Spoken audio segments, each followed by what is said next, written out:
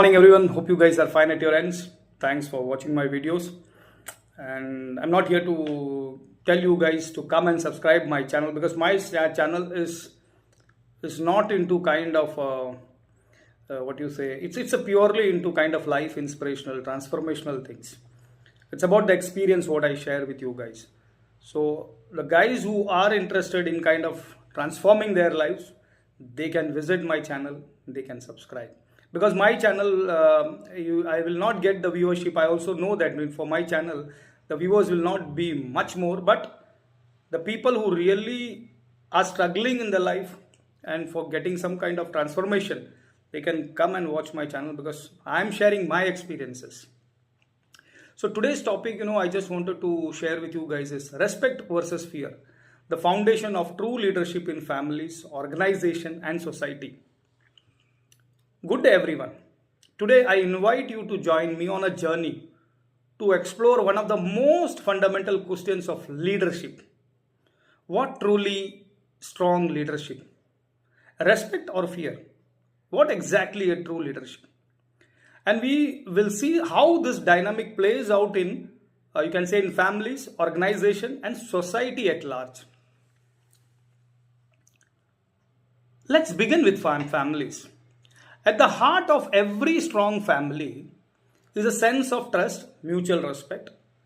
Think about a parent who leads with love, listens, who sets boundaries, also fosters independence. That kind of leadership does not demand obedience out of fear. It inspires loyalty out of respect. I remember when I was a young child, my mother did not just enforce rules. She explained why they mattered, and in that respect, I grew not out of fear, but out of a desire to be better. But out of a desire to be better. And if you see, now let's shift to the organizations. In the workplace, fear driven leadership might deliver short term results. Fear driven leadership might deliver short term results. Employees might toe the line out of anxiety, afraid of being reprimanded. Let me share an example. Think of a company like Google, where the leaders foster innovation by creating psychological safety, by listening openly. That respect creates a culture of creativity, loyalty, and growth. Fear, by contrast, stifles innovation, my friends. Fear, by contrast, stifles innovation. Now, now let us go to society. What kind of role respect versus fear is there in the society? In society, we see this dynamic on a grand scale. A government that relies on fear through repression can control, but it does not build trust. Now, think of a leader like Nelson Mandela, who commanded immense respect not because he instilled fear, but because he embodied courage, forgiveness, and inculcation. He changed a nation not by fear but by respect. So, what does this mean for us today as aspiring leaders? It means that respect is the invisible force that sustains leadership beyond the moment. Fear might get people act, but respect builds a legacy. As we lead in our, you can say, family, in our workplace, and in society, let's ask ourselves, am I inspiring people to follow out of trust or out of fear?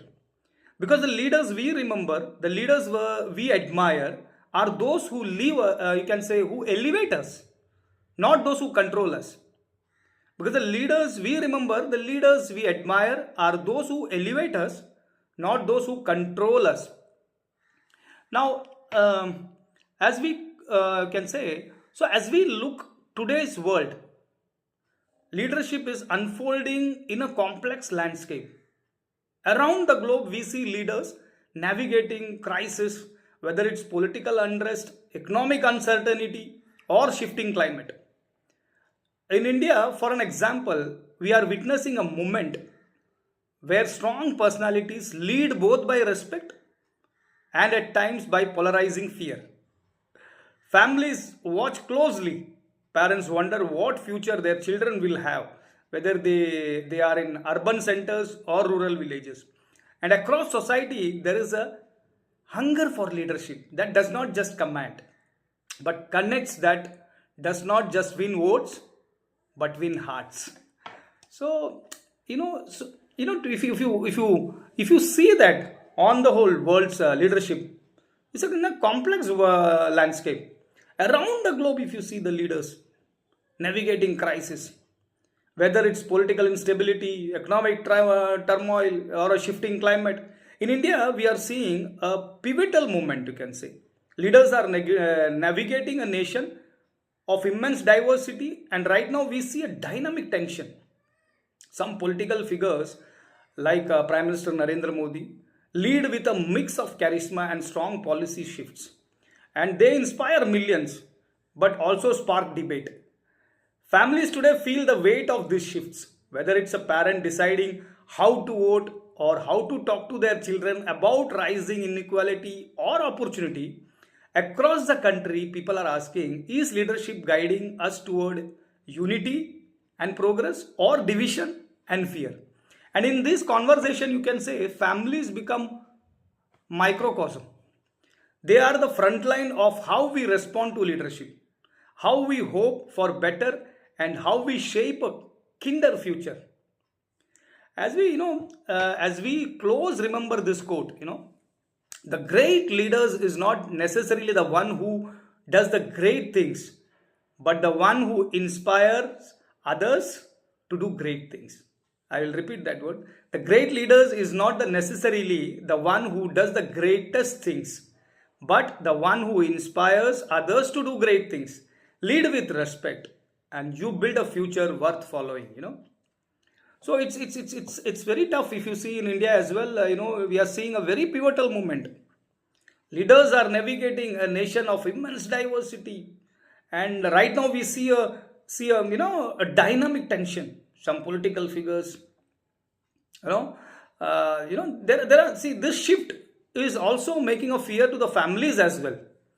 Today they feel the weight of these shifts, whether it's a parent deciding how to vote or how to talk to their children about the rising inequality or opportunity. It's very it's very tensed kind of environment. So as I said, the greatest leader is not necessarily the one who does the greatest things, but the one who inspires others to do great things.